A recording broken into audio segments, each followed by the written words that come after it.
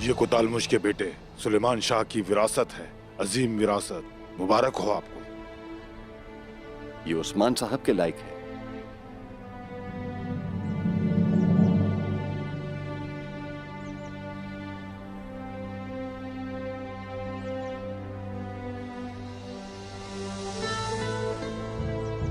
माशाअल्लाह।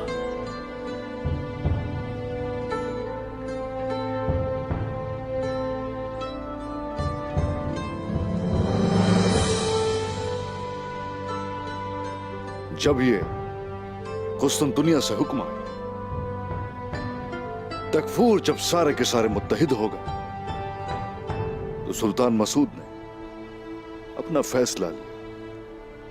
उनका कहना है कि सारी तैयारियां उनके ही खिलाफ हुई और इस वजह से वो खुद अपने लश्कर के साथ आएंगे।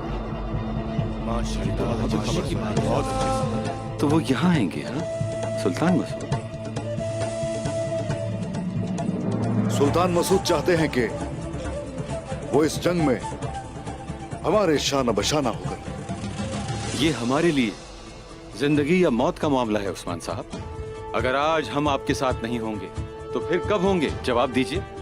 सुल्तान कोनिया से यहाँ आएंगे और हम कोई जहमत और हरकत नहीं करेंगे, ठीक है ना उस्मान साहब? बिल्कुल नहीं। पूरे तुर्कमान के सरदारान जंग के आशिक हैं। जब ढालों और तलवारों की आवाजें गूंजेंगी तो वो किसी को भी अपने खेमों में रुकने नहीं देंगी।